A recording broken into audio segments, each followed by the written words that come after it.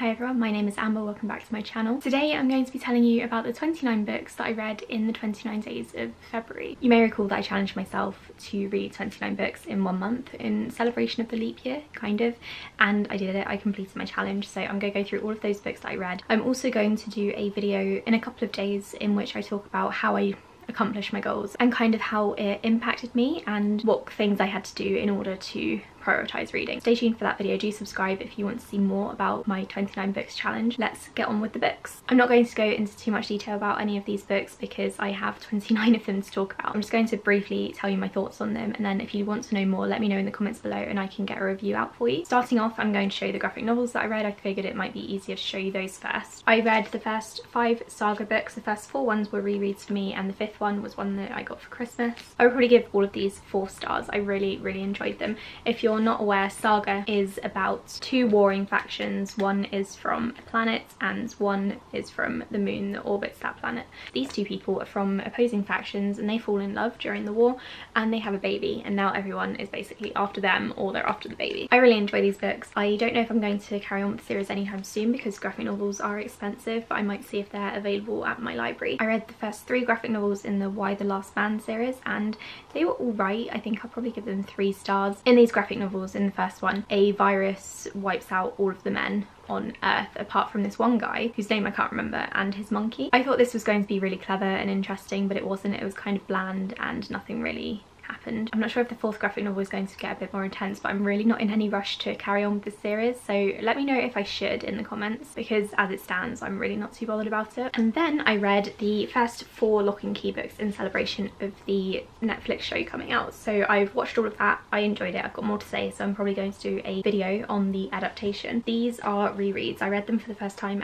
years ago and then I reread them in October, and then I decided to reread them again this month. So I absolutely love these books. They're so fun. They're also all really dark, which is what you want from your horror graphic novels. I would probably give the first 2 books 5 stars and the other 2 books 4 stars. Okay, now on to the actual novels. The first one I read was Rumours by Christina Lauren. I did tweet about this one because I really didn't enjoy it and I didn't really understand what the hype was surrounding Christina Lauren, but I can confirm that I've read more books by them since and I really enjoyed those. This one is just bad. It's about a woman who lives in New York and her uncles work on Broadway. She gets this like really intense crush on a busker in the subway station. She decides to marry him for him to get a green card visa so that he can work on Broadway for her uncles, and it's as convoluted as it sounds. Their relationship was honestly awful. She had like the creepiest crush on him. He also treated her quite badly sometimes and I didn't really enjoy it, so I gave this one 2 stars. I then read I Killed Zoe Spanish, which is coming out in June or July this year. It's YA contemporary. I gave this one 3 stars. To be honest, I can't really remember much of what it's about. It's quite a forgettable book. It's about a young girl who becomes an au pair for a rich family in the Hamptons, and she goes there for the summer to look after the kid. And then there's this girl called Zoe who has been murdered and no one knows who has done it, and it sort of flips back and forth between timelines, past and present, and then there's also a podcast woven in there as well. It could have been really good. I did enjoy it while I was reading it, but now I just cannot remember most of it, so that's a bit disappointing. I read Dating You Hating You by Christina Lauren, and this one I enjoyed a lot more than Rumours. I gave this one 3 stars. It's about 2 people who work for a talent agency in Los Angeles and they work together and they're kind of rivals. Eventually they have to come together, but they've also got some sort of like love story, sexual tension going on. It was enjoyable. It was good. I would probably recommend starting with that one instead of Rumours because Rumours was really not very good. I then picked up Enduring Love by Ian McEwan. This one is set in the Chilterns where I live, which was nice, and the main character witnesses a horrible ballooning accident. Someone falls from a hot air balloon and dies, and then one of the other witnesses gets very attached to our main character. He starts to seemingly stalk him. The premise sounds really good, but honestly the execution was just weird. It was very easy to read, which I was surprised by. I was expecting it to take longer to get into, but honestly the back and forth got on my nerves and I'm not really sure I liked the representation of mental health. I'm going to have to read some more reviews of this one before I decide exactly how I feel about it, but at the moment I want to give it 2 stars. I listened to Chaps as an audiobook, which is non-fiction about the demonisation of the working class, and I loved it. I gave this one 4 stars. I'm probably going to re-listen to it at some point. It's very informative, fairly accurate in my opinion, so I would definitely recommend reading it. It basically talks about the working class in the UK and how they have been treated by the government and by the middle class as well. It talks a lot about Margaret Thatcher and her impact, also about kind of new labour. I would highly recommend checking this one out. It's very informative, and I've made my partner read it as well because it's really, really good. I read The Other People by CJ Tudor for the Literary Dead book club.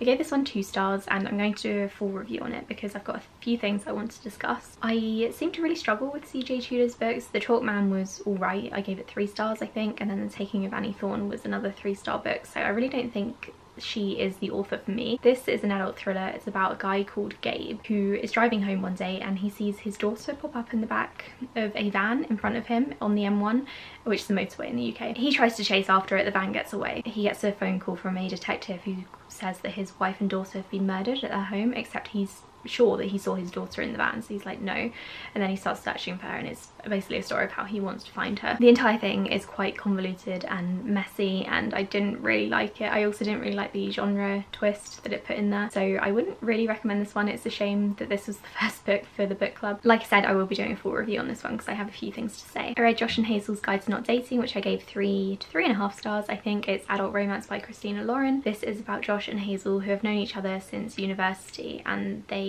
find each other again a few years later after graduating. They keep going on double dates with people while also having a lot of sexual tension themselves, and they become best friends. There are definitely some unresolved feelings there. While I didn't love the relationship, I did very much enjoy reading it. It was a really easy read. I read Queenie, which I talk about a lot in one of my Contemporary-a-thon vlogs, which I will link above. This one I gave 3.5 stars. It's UK adult contemporary about a woman called Queenie who has a miscarriage in the beginning of the book, and she kind of has a bit of a breakdown because her boyfriend also breaks up with her. She starts sleeping around, things at work get a bit messy, and it's just her story of how she comes to terms with what happened to her and gets her life back together, and I did really, really enjoy it. I read The Gravity of Us, which I gave 2.5 stars. This one was so disappointing because I was so looking forward to it. It's about 2 boys. Their parents both work for NASA, and they're hopefully going to be sent up to Mars in the Mars mission. They bond over how dangerous it is for their parents and how they never see their parents and all of this kind of stuff, and having to deal with all of the publicity that is involved in being the families of these astronauts. The main character is also a live streaming journalist, so I think booktubers can probably relate to him a bit, but to be honest, I didn't like the romance at all.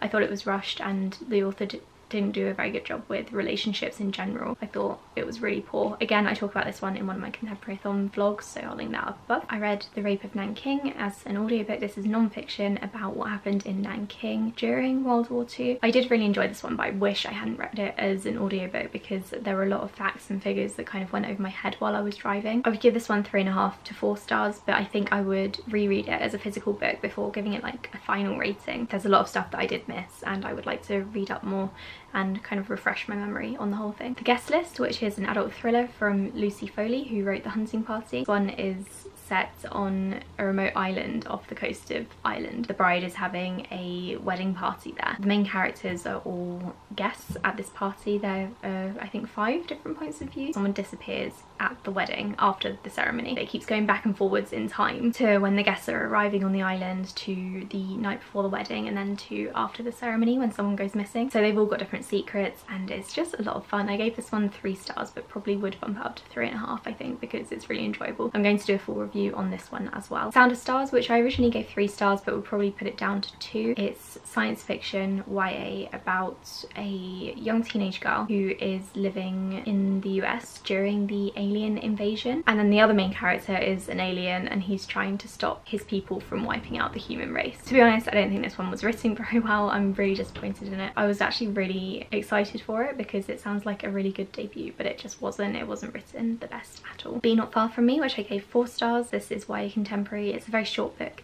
about a girl who goes missing in the woods, or gets lost in the woods rather. She has to try to survive out there for a couple of weeks. It's very grim. There's a lot of what I guess would be called body horror in there. She has to chop off her own foot at one point. One of the scenes that really stood out to me, one of the descriptions, was how her foot was kind of like rolling on the other side of the room, and it honestly made me feel a bit sick. I did really enjoy it though, and I would probably reread it given the chance. I then read Cersei by Madeline Miller. I read this one as a buddy read. I will link Ish's channel down below. This one is by the author of The Song of Achilles, which absolutely broke me when I first read it years and years ago, and I've been putting this one off because I thought this was going to make me cry as well, and it did.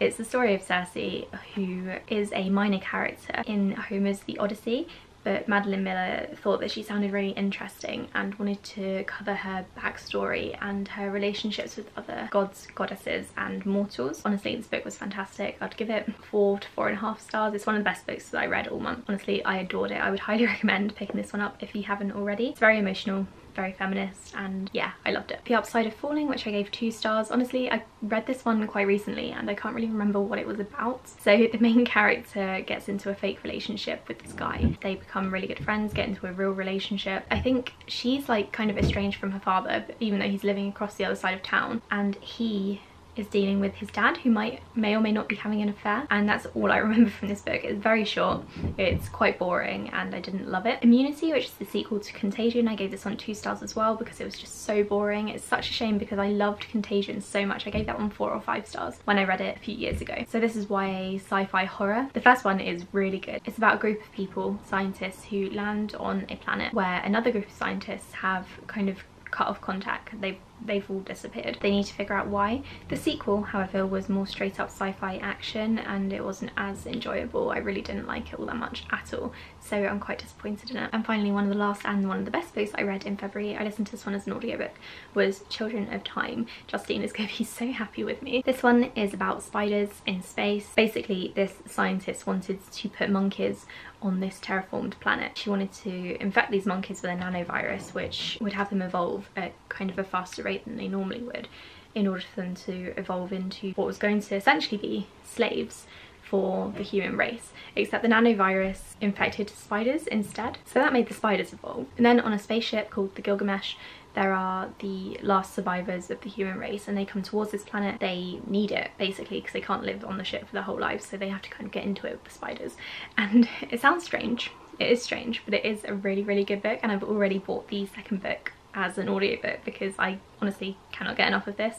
I'm going to post a recap up on Recaptains for this, and if you want a full review then I would quite happily do one. Those are the 29 books that I read in February. This video didn't actually take as long as I thought it would, but it's still been going on for over 20 minutes now, so I'm going to wrap it up here. Like I said, I will be doing a discussion video on how I read 29 books and why I did the challenge and all that sort of thing. For now, you can check out my February TBR in which I introduced the challenge. Please also subscribe so you can see my next video when it comes up in a few days. Thanks so much for watching, and I'll speak to you all in my next video. Bye.